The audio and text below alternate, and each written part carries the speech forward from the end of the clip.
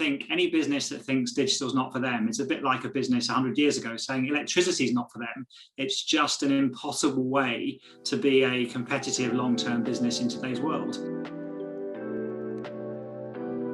COVID-19 has moved business digitalisation forward years in a matter of months. What should a brand do to ensure they're using digital as part of their marketing mix in the most effective way? I think it's clear over the last year that we've seen perhaps a decade of digital transformation and adoption happen in a matter of months.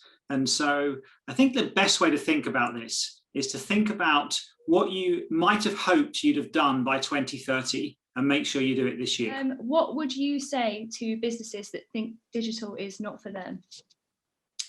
So what would I say to a business that says digital is not for them? I'd say, bye-bye, nice knowing you. Seriously though, I think any business that thinks digital is not for them, it's a bit like a business 100 years ago saying electricity is not for them. It's just an impossible way to be a competitive long-term business in today's world. And I'd say that you absolutely have to get with the program. You have to digitize the way you communicate with your customers, the way you run your internal processes, and the way you run every aspect of your organization. And companies that don't do that won't be around to answer the question in 10 years' time. What are some small changes businesses can make today to harness the benefits technology offers? In terms of small changes businesses can make today, I think it's about looking at the way your customers live their lives and the things that they do to make every aspect of their daily existence more efficient and more convenient, and make sure that your products and services are working in that way. So it should be no more difficult, no more frustrating to engage with you as a company than it is for them to do their shopping, talk to their friends, or organize their daily routines. And if there's a gap, you need to close that gap. Without giving away trade secrets, what changes can we expect to see in the way that technology affects our everyday lives? Thinking about new technologies, they tend to come to market in a significant way when three things are true. When the technology is feasible, when the economics of rolling it out are viable, and when the market is ready. And usually it's that third thing that slows down the adoption of new technologies. But what we've seen over the last 12 months is the market getting incredibly rapidly ready for new technologies.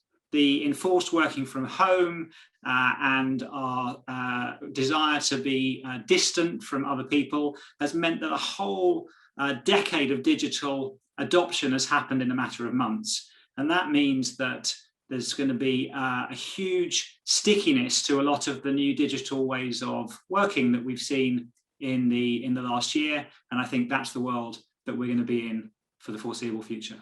What advice would you give to companies wanting to build a culture of innovation and create a more innovative team? So in terms of advice that I'd give to companies looking for a more innovative culture, well, I could do a 40-minute keynote on this, but in terms of some of the highlights, I would say you need to get the right team in place, which means hiring creative problem solvers, people who are enthusiastic about attacking a problem because that's fun thing to do, and the people with that mindset are going to be helping you solve the problems for your business and for your customers that take you forward. I think you need to define the goal, not the path for that team. So people with that kind of mindset enjoy figuring out how to solve the problem. So just make very clear what the goal is and they'll find a way to get there. You need to give them some freedom.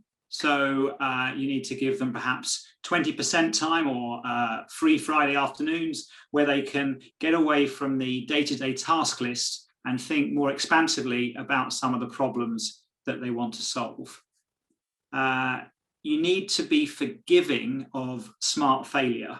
So people who take risks, sensible, calculated risks on things that might be game-changing for your organization, you need to recognize that by definition, some of those risks are going to fail.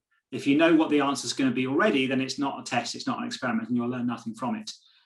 But if you give people the freedom to make those experiments and do those tests, then in some cases, they'll be surprisingly positive in the outcome, and that'll move your business forward.